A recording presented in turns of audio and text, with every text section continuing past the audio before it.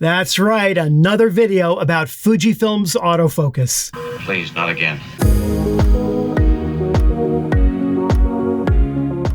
Hi everyone, welcome to Pal to Tech. Back in December, Fujifilm released firmware updates for several of their cameras, including the X-T5. The purpose of the firmware was to resolve autofocus performance issues that were caused by prior firmware updates that were released earlier in the year. I created a feedback form to collect your thoughts about that update. I began testing my own X-T5 with a promise to make a future second video going over it. The feedback form that I launched ended up collecting 639 submissions. The vast majority of you tested with the X-T5, 75%, and about 67% of you said that you felt the autofocus has been improved. Interestingly, most of you didn't test shooting video, but those that did, the majority felt that autofocus had been improved. Pages and pages of feedback. I would share that feedback directly with Fujifilm. And so, a few weeks ago, I sent them these results. As far as my own experience in shooting with the new firmware, let me tell you that overall, there has been an improvement for both stills and video shooting. It was not as good of an improvement as I had hoped, but I did notice that my own X-T5's autofocus was noticeably better than it was before I applied the update. By far, the biggest improvement that I found was with Face-Eye Auto Detect. I noticed that fewer shots in burst mode were out of focus, especially when shooting a single subject. I also noticed that it performed the best when I used the newer Fujifilm lenses such as the 16-55 that have the faster linear motor. The green square appeared to lock on faces a bit faster and it stuck to faces a bit more reliably. Certainly that wasn't the case all the time, and in fact there were missed shots. Regarding subject detection, I noticed an improvement with animal subject detection, particularly with the subject moving diagonally or back and forth across the frame. It wasn't as big of an improvement as Face-Eye Auto Detect, but it was an improvement over the prior version of the firmware. Now, I found that there were two shooting situations that didn't seem to have improved as much. Autofocus in low light conditions, and then locking on to fast action subjects with busy backgrounds. I don't think that the firmware made those shooting situations worse, but it certainly didn't make them any better from what I could see. But most interestingly, I noticed that the firmware update affected the pre-AF setting. What I found was that across the board, autofocus was more reliable when I had this setting turned off. Overall, if you're wondering whether you should install this firmware update, I would say yes. I think that the worst case scenario would be that it would put your camera back to the same autofocus accuracy that you had before all of the firmware update problems from earlier of last year. However, from my own experience with the X-T5, it did make a noticeable improvement. Just not as much as I had ultimately hoped for, both in low light and with fast-moving subjects. With Fujifilm's autofocus in general, and especially with this past update, a lot of what you can control and improve is right here in the AFC custom settings area of your menu. I cannot emphasize enough how significant this area of the menu is for your autofocus. Obviously, each shooting situation is different, and I encourage you, once you have the firmware update, to go out and try it out. But here's a couple of tips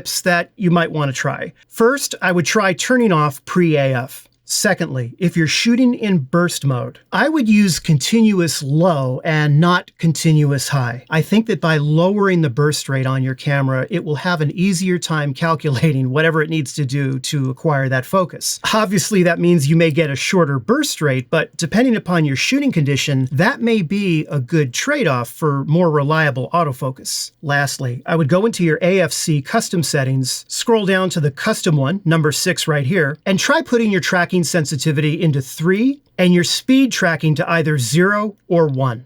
If you're shooting video, try setting your AF speed to maybe -1 or -2, and your tracking sensitivity to either 3 or 4. And lastly, if you're shooting multiple people and you're still noticing issues with Face-Eye Auto Detect in stills shooting, I would try putting the camera onto single point and using that instead of Face-Eye Auto Detect. Again, each type of shooting situation is completely different and it requires its own topic and its own dedicated video. I'm just briefly giving you a few things to try here. I definitely intend on making a brand new, updated autofocus modes of XT cameras videos, so that is forthcoming. And again, the most important area you want to look at is the AFC settings. There is one final thing that I want to mention. Throughout the entire autofocus firmware update fiasco from last year, I noticed a lot of negativity throughout the Fujifilm community. And frankly, much of it was very understandable. I was really frustrated myself at the lack of communication in the months that were leading up to November and December of last year. I did not make videos attacking Fujifilm about all of the problems caused by broken firmware that happened earlier in the year. And I did take some criticism for maybe being too kind to Fujifilm, not calling them out directly, not being harsh enough about it.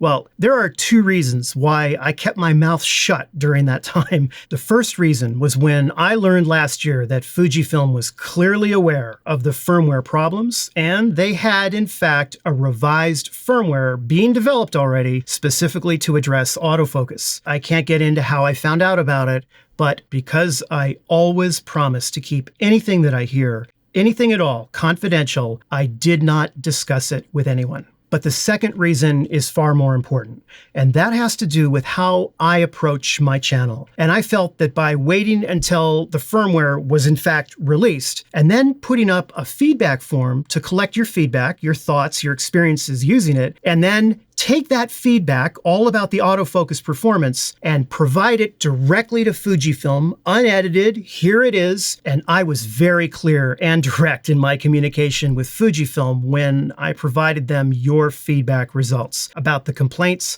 about the problems, about how widespread the issue was. But I kept it professional, and I kept it civil. And as frustrating as the entire autofocus situation was, I felt it was more important to earn their respect so that Fujifilm would take this issue seriously. I have never received a single dollar from Fujifilm. I have never received any products from Fujifilm, and every single lens or camera that they have sent to me has been returned back to them. I couldn't care less what brand of camera that you use. What I care about is if I can make some kind of a difference in teaching you something about photography or getting you excited to shoot with a new creative way. Honestly, I don't know how long I'm going to continue to make Fujifilm videos.